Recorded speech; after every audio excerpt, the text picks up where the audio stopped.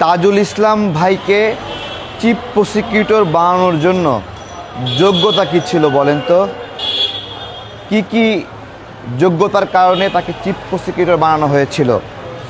তার যোগ্যতার মধ্যে অন্যতম যোগ্যতা, উনি যুদ্ধ অপরাধীদের, রাজাকারদের মামলার রাজাকারদের পক্ষের আইনজীবী ছিলেন, যুদ্ধ অপরাধীদের পক্ষের আইনজীবী ছিলেন। এই যোগ্যতার কারণে ওনাকে জুলাই গণ অভ্যুত্থানে চিফ প্রসিকিউটর বানানো হয়েছে। বিষয়টা এইরকম যে রাজাকারদের শাস্তি দেওয়ার অপরাধে উনি বা ওনার দল বা ওনারা যারা রাজাকারদের পছন্দ করেন, রাজাকারদের হয়ে অ্যাক্টিভিজম করেন, যুদ্ধ অপরাধীর হয়ে গণহত্যাকারীদের পক্ষে অ্যাডভোকেসি করেন, তারা প্রতিশোধ নিচ্ছেন জুলাইয়ে এসে। এই রকম একটা অবস্থা ছিল।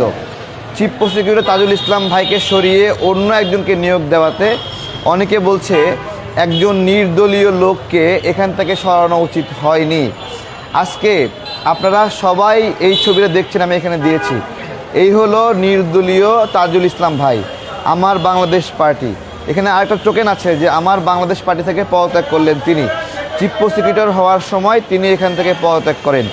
চিন্তা করতে পারেন, আমার বাংলাদেশ পার্টি থেকে কখনো কোনো এমপি নির্বাচিত হয়নি, কোনো ভোটে ভালো করেনি, ওইভাবে সামাজিকভাবেও গ্রহণযোগ্যতা নাই।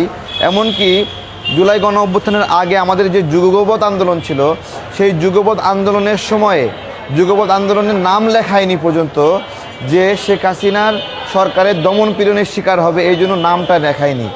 ঠিক আছে, এই সব কিছু মিলিয়ে আন্দোলন সংগ্রামে উনি রাজনৈতিকভাবে যতটুকু রাজাকারদের পক্ষে আইনি প্র্যাকটিস করার জন্য পরিচিত, আন্দোলন সংগ্রামের করার জন্য ওইটুকু প্রয়োজন নয়। তো এইরকম একজন মানুষকে বলা হচ্ছে নিরপেক্ষ ব্যক্তি। চিন্তা করতে পারেন যুদ্ধ অপরাধের পক্ষের আইনজীবীকে নিরপেক্ষ আইনজীবী বানিয়ে দেওয়া হয়েছে, নিরপেক্ষ আইনজীবী। এবং যখন আমি এই বক্তব্যটা দিয়েছিলাম যে রাষ্ট্রপক্ষের আইনজীবীও জামাতের, আসামি পক্ষের আইনজীবীও জামাতের, তখন আমার উপর অনেকে মন খারাপ করেছিলেন, আমার উপর রাগ করেছিলেন না যে এটা কেমন কথা, আপনারা রাগ করেছিলেন না যে রাষ্ট্রপক্ষের আইনজীবীও জামাতের আর হলো আসামি পক্ষের আইনজীবী সেও জামাতের। আজকে আপনাদেরকে একটা জিজ্ঞাসা করি, এইটা কি উচিত নাকি বলেন? এটা কি উচিত নাকি বলেন? কীভাবে বলছি, অ্যাডভোকেট শিশির মনিরের আইনি হাউজের নাম হলো ল ল্যাব। অ্যাডভোকেট শিশির মনিররা এবং তাজুল ইসলামরা পরস্পর বন্ধুবর। এই ল ল্যাবই তো জুলাই গণ অভ্যুত্থানে আসামি পক্ষের আইনজীবী হিসেবে কাজ করছিল নাকি? শিশির মনিরের আসামি পক্ষের আইনজীবী আইজিপি মামুনকে বাঁচানোর ফন্দি ফিকির কিন্তু এই ল ল্যাবের মাধ্যমে শিশির মনির এবং তার যে আইনি প্রতিষ্ঠান সেটা কিন্তু এই লড়াইটা করে। তো সেই জন্য আমি বলেছিলাম যে জুলাই গণ অভ্যুত্থানে যে বিচারটা হচ্ছে, এটা হলো একটা মামলা ব্যবসা চলছে, পুরা দমে মামলা ব্যবসা চলছে, পুরা দমে। আমি একটা প্রমাণ দিচ্ছি, আপনারা সাবের হোসেন চৌধুরীর নাম জানেন, সাবের হোসেন চৌধুরীকে চেনেন অবশ্যই, তাই না? এই জুলাই গণ অভ্যুত্থানে বনশ্রী এলাকায় সরাসরি যে হত্যাকাণ্ডগুলো হয়েছে, এই হত্যাকাণ্ডগুলোতে সাবের হোসেন চৌধুরীকে অভিযুক্ত করা হয়, তার লোকেরা এখানে ব্যাপকভাবে জড়িত এবং এখানে বড় একটা ম্যাসাকার হয়। ঠিক আছে, সেই সাবের হোসেন চৌধুরীকে শুধুমাত্র অন্তর্বর্তীকালীন সরকারের উপদেষ্টাদের এবং এই তাজুল ইসলামদের, এই যে আমাদের যারা উপদেষ্টা ছিল, তাদের আত্মীয় হওয়ার কারণে এই সাবের হোসেন চৌধুরীকে শুরুতেই জামিন দিয়ে এখান থেকে পার করে দেওয়া হয়। এবং ওই সময় পরিকল্পনা মন্ত্রী যে আসছিল, সেও শিশির মনিরের কাছের মানুষ হওয়াতে এখান থেকে বের করে দেওয়ার একটা প্রক্রিয়া হয় এবং তারা সাকসেসফুলি কিন্তু করেও। তাহলে এইটাকে সুষ্ঠু বিচার কে বলবে বলেন?